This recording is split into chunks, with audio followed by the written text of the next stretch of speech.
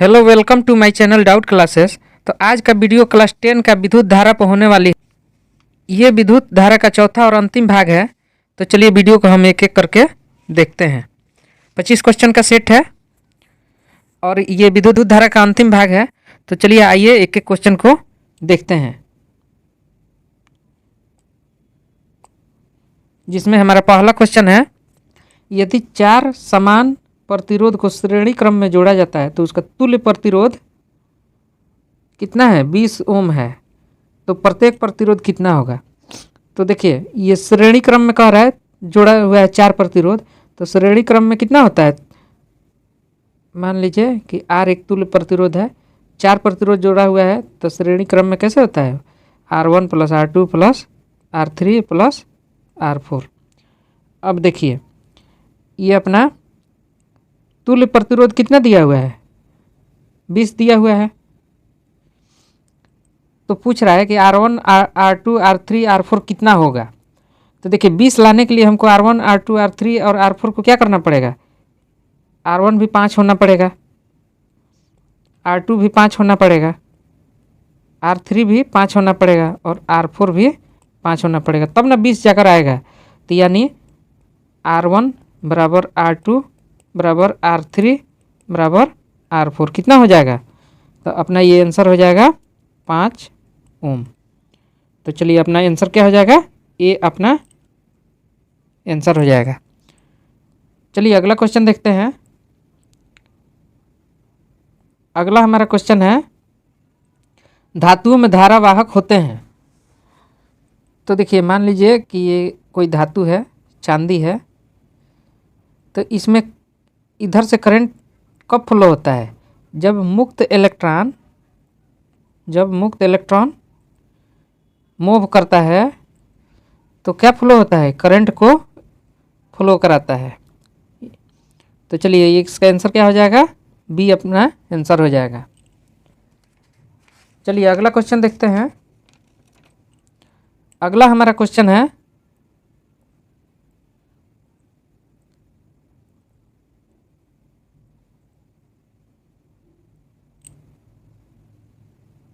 चलिए अगला क्वेश्चन है, एक बल्ब से मिनट में 120 कूलम आवेश प्रवाहित होता है, तो विद्युत धारा का मान क्या होगा? तो देखिए एक बल्ब है, मान लीजिए ये कोई बल्ब है,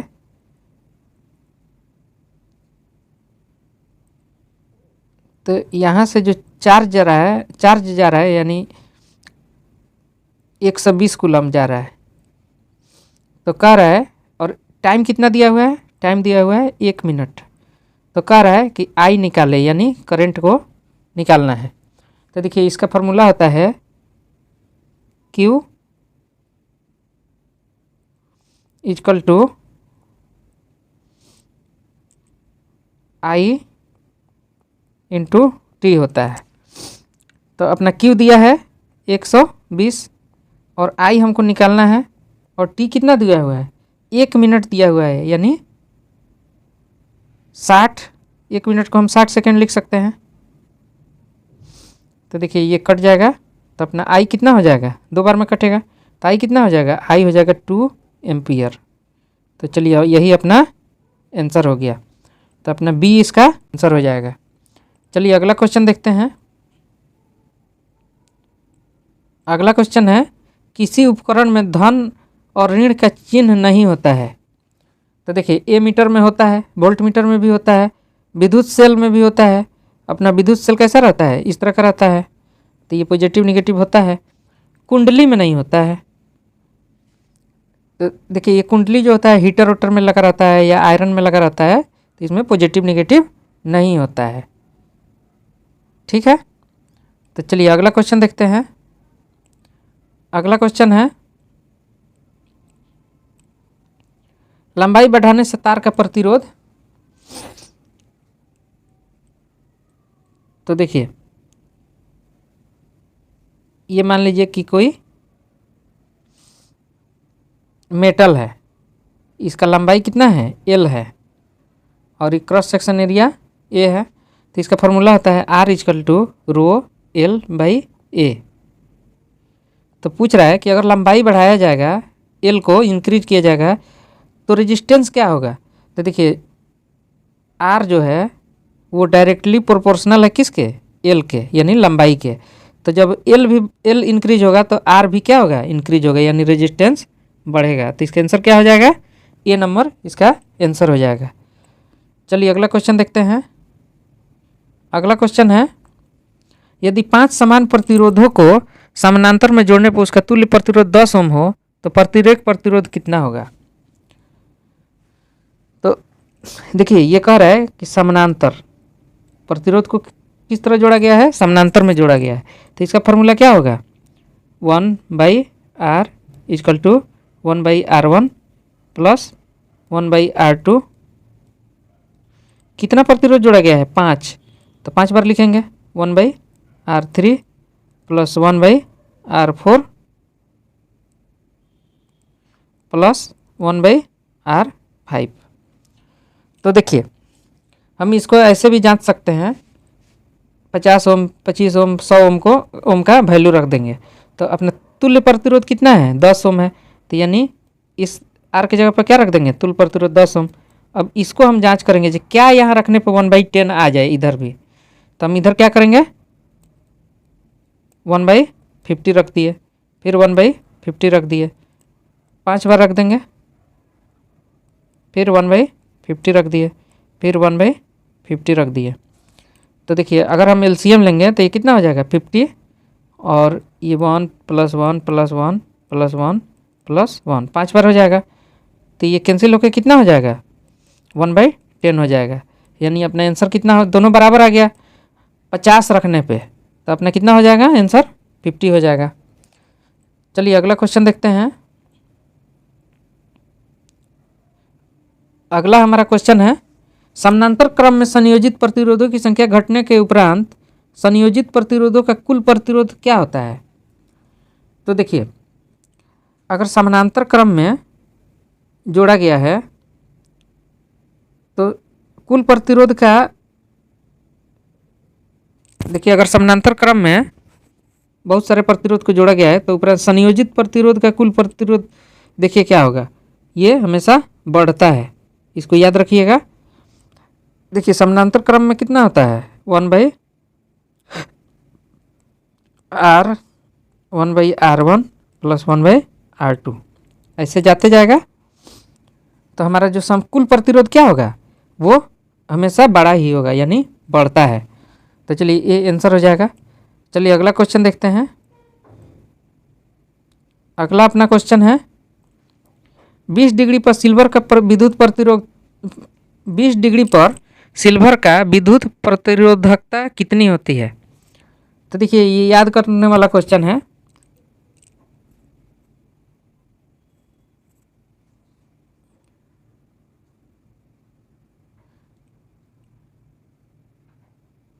देखिए ये याद करने वाला क्वेश्चन है। तो जो 20 डिग्री पर सिल्वर का जो रेजिस्टिविटी होता है, यानी विद्युत प्रतिरोधकता होती है, 1.60 × 10⁻⁸ होता है, ओम मीटर होता है। चलिए अगला क्वेश्चन देखते हैं। परिपथ में कितने अनुमतांक का फ्यूज उपयोग किया जाता है जबकि 220 वोल्ट पर 1 किलोवाट का विद्युत होता है। देखिए ये कह रहा है कि परिपथ में कितने अनुक्रमांक का फ्यूज उपयोग किया जाता है जबकि 220 वोल्ट पर 1 किलोवाट का विद्युत उपयोग होता है। तो ये करंट इसमें पूछ रहा है, वोल्टेज दिया हुआ है और पावर दिया हुआ है। तो देखिए इसका आंसर क्या होगा, अपना वोल्टेज दिया हुआ है, कितना दिया हुआ है, 220 वोल्ट। कह रहा है कि कितना, इसमें कह रहा है कि कितने अनुक्रमांक का, इसमें कह रहा है कि कितने अनुक्रमांक का फ्यूज यूज करें जिससे हमारा जो विद्युत इक्विपमेंट है वो बचा रहे। तो अपना वोल्टेज दिया है 220 वोल्ट और पावर कितना दिया हुआ है, 1 kW, 1 किलोवाट पावर दिया हुआ है। और हमको निकालना क्या है, आई निकालना है, करंट। तो फार्मूला क्या होता है, P = V आई होता है। तो आई बराबर क्या हो जाएगा, आई बराबर हो जाएगा P इंटू भी हो जाएगा। तो चलिए इसको वैल्यू रख दीजिए। P कितना दिया हुआ है, 1 किलो वाट दिया हुआ है, तो 1 किलो वाट को हम चेंज कर देंगे 1000 और बटन में 220 दिया हुआ है, तो ये लगभग 5 एम्पियर आंसर आ जाएगा इसका। तो अपने इसका आंसर क्या हो जाएगा, डी इसका आंसर हो जाएगा। चलिए नेक्स्ट क्वेश्चन देखते हैं। अगला हमारा क्वेश्चन है, परिपथ में किन्हीं दो बिंदुओं के बीच का विभवांतर मापा जाता है। तो देखिए जो परिपथ होता है उसमें दो बिंदुओं के बीच का जो विभवांतर होता है वो वोल्ट मीटर से मापा जाता है, इसको याद रखिएगा। चलिए अगला क्वेश्चन देखते हैं।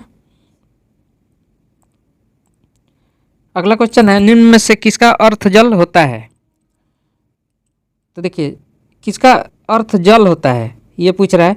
तो देखिए हाइड्रो इंग्लिश शब्द है, हाइड्रो मतलब होता है जल, तो इसका डी आंसर हो जाएगा। लिख देते हैं हम, हाइड्रो मतलब जल होता है। चलिए अगला क्वेश्चन देखते हैं। अगला क्वेश्चन है, ताप बढ़ाने पर चालक का प्रतिरोध क्या होता है, बढ़ता है घटता है, बढ़ता घटता नहीं है, क्या होता है। तो देखिए ताप अगर बढ़ाया जाएगा, टेम्परेचर हम अगर इंक्रीज करेंगे तो प्रतिरोध क्या होता है, ये भी इंक्रीज हो जाता है। तो याद रखिएगा, टेम्परेचर अगर इंक्रीज करेंगे तो प्रतिरोध क्या होता है, बढ़ जाता है। चलिए अगला क्वेश्चन देखते हैं। अगला क्वेश्चन है, रेशम द्वारा रगड़ने पर कांच की छड़ में उत्पन्न आवेश क्या होती है। तो देखिए ये मान लीजिए कि एक रेशम का पर्दा है या साड़ी है, जो भी है, अगर हम इसमें शीशा का छड़ को रगड़ेंगे तो अपना क्या हो जाएगा,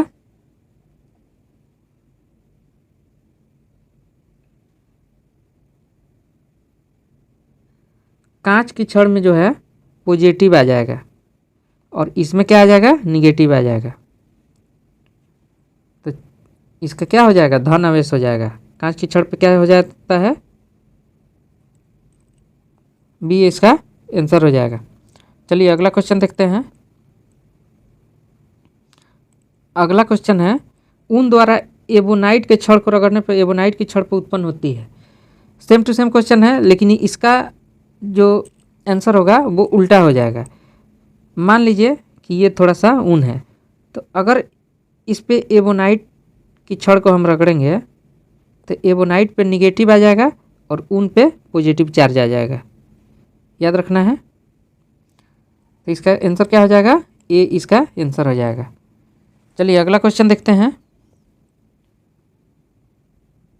अगला हमारा क्वेश्चन है, दो आवेशित वस्तु पर लगने वाले बल पर कौन सा नियम लागू होता है।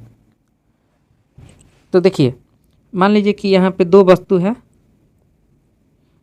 इसका चार्ज Q है, Q1 है, इसका चार्ज Q2 है, तो दोनों पर कौन सा नियम लागू होता है। तो कूलम लॉ लागू होता है। कूलम लॉ क्या होता है, इस दोनों पे फोर्स जो लगता है तो वो कितना होता है, देखिए F इक्वल टू कितना होगा, Q1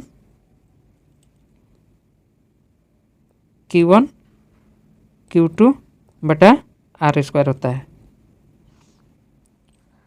तो चलिए अगला क्वेश्चन देखते हैं। अगला हमारा क्वेश्चन है, कूलाम के नियम से K को क्या कहते हैं। तो देखिए कूलाम के नियम जो होता है वो होता है F इक्वल टू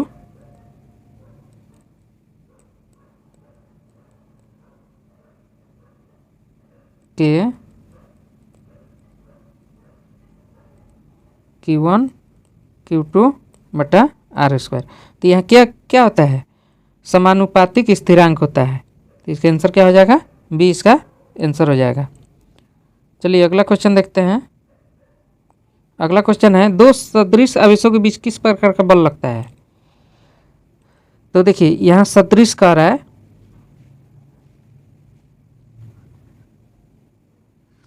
यानी दो अलग अलग वस्तुओं पे, मान लीजिए कि ये ईंट है और ये पत्थर है, तो दोनों अलग अलग है, तो दोनों वस्तुओं पे क्या प्रतिरोध लगेगा, तो ये प्रतिकर्षण होगा।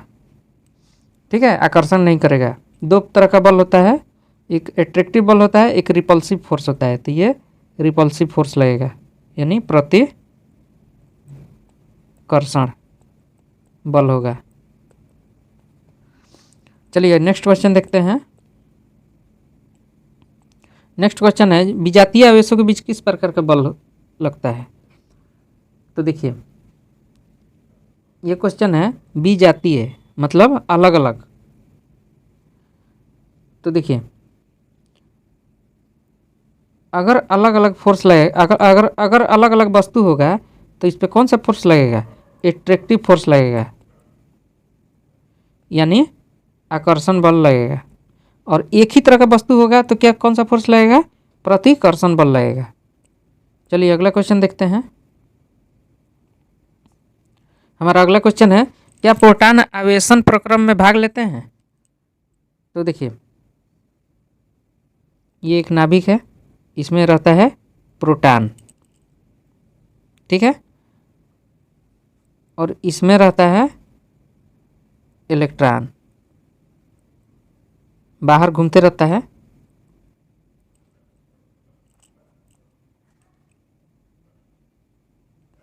चलिए बाहर घूमते रहता है, तो इसमें क्या रहता है, इलेक्ट्रॉन रहता है। तो देखिए आवेशन प्रक्रम में इलेक्ट्रॉन भाग लेता है, प्रोटॉन और न्यूट्रॉन नहीं भाग लेते हैं, तो इसमें क्या हो जाएगा, इसका आंसर ये इसका आंसर हो जाएगा नहीं में। चलिए अगला क्वेश्चन देखते हैं। अगला अपना क्वेश्चन है, रासायनिक ऊर्जा का कुछ भाग खर्च होता है, किस में होता है। तो देखिए रासायनिक ऊर्जा का कुछ भाग यांत्रिक ऊर्जा में खर्च हो जाता है। चलिए नेक्स्ट क्वेश्चन देखते हैं। नेक्स्ट अपना क्वेश्चन है, विभवांतर किस में गति प्रदान करने का काम करता है। तो देखिए जो विभवांतर होता है वोल्टेज यानी विभवांतर, तो इसमें किसे में गति प्रदान करता है, जितना वोल्टेज आप बढ़ाइएगा तो करंट उतना ही ज़्यादा फ्लो करेगा, यानी इलेक्ट्रॉन ज़्यादा तेज़ी से मूव करेगा, तो किस में गति प्रदान करता है, इलेक्ट्रॉन में। चलिए नेक्स्ट क्वेश्चन देखते हैं।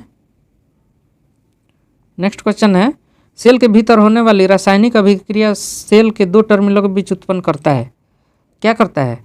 तो देखिए ये एक सेल है, इसमें दो टर्मिनल है, एक पॉजिटिव है एक नेगेटिव है, तो दो टर्मिनलों के बीच क्या उत्पन्न करता है सेल, तो ये विभवांतर वोल्टेज उत्पन्न करता है, याद रखिएगा विभवांतर उत्पन्न करता है। चलिए नेक्स्ट क्वेश्चन देखते हैं। नेक्स्ट क्वेश्चन है, किसी चालक में प्रवाहित धारा के लिए ओम का नियम लागू होता है, कब लागू होता है, जब चालक का ताप अचर रहता है, जब चालक का चाप चर रहता है, जब चालक के सिरों के बीच विभवांतर अचर रहता है, या जब चालक के सिरों के बीच विभवांतर चर रहता है। इसमें कौन सा ऑप्शन होगा। तो देखिए जब धारा प्रवाहित होती है और ओम का नियम लागू होता है, तो इसमें क्या होता है, जब चालक का ताप अचर रहता है, ये आंसर हो जाएगा इसका, जब चालक का ताप अचर रहता है तभी धारा प्रवाहित होती है। चलिए नेक्स्ट क्वेश्चन देखते हैं। अगला क्वेश्चन है, शुष्क कागज की प्रतिरोधकता कितनी होती है। तो देखिए सूखा हुआ कागज की जो रेजिस्टिविटी होती है, जो प्रतिरोधकता होती है, 10⁻12 ओम मीटर होती है। देखिए ये सब क्वेश्चन आपको रटना ही पड़ेगा, तभी जाके बोर्ड की एग्ज़ाम में बन पाएगा, ये सब याद करना ही पड़ेगा। चलिए नेक्स्ट क्वेश्चन देखते हैं। तो इस क्वेश्चन को याद कर लीजिएगा, इससे बाहर बोर्ड की एग्ज़ाम में क्वेश्चन नहीं आएगा। चलिए अगला और अंतिम अपना क्वेश्चन आज का देखते हैं, संचायक बैटरियों को पुनः आवेशित करना संभव है या नहीं। तो देखिए मान लीजिए कि ये एक बैटरी है, यहाँ पॉजिटिव है, ये यहाँ नेगेटिव है, यहाँ प्लेट लगा रहता है और इसमें वाटर H2SO4 भरा रहता है। तो कह रहा है कि पुनः आवेशित करना संभव है कि नहीं, यानी चार्ज करना संभव है कि नहीं। तो आप जानते हैं कि जितना बैटरी होता है उसको फिर से दोबारा से चार्ज किया जा सकता है, तभी तो जब ख़त्म हो जाता है फिर चार्ज करके फिर यूज करने लगते हैं। तो इसका आंसर क्या हो जाएगा कि हाँ ये संभव है। चलिए तो आज का 25 सेट का क्वेश्चन समाप्त हुआ। अगर वीडियो अच्छा लगे तो लाइक करें, सब्सक्राइब करें और शेयर करना ना भूलें।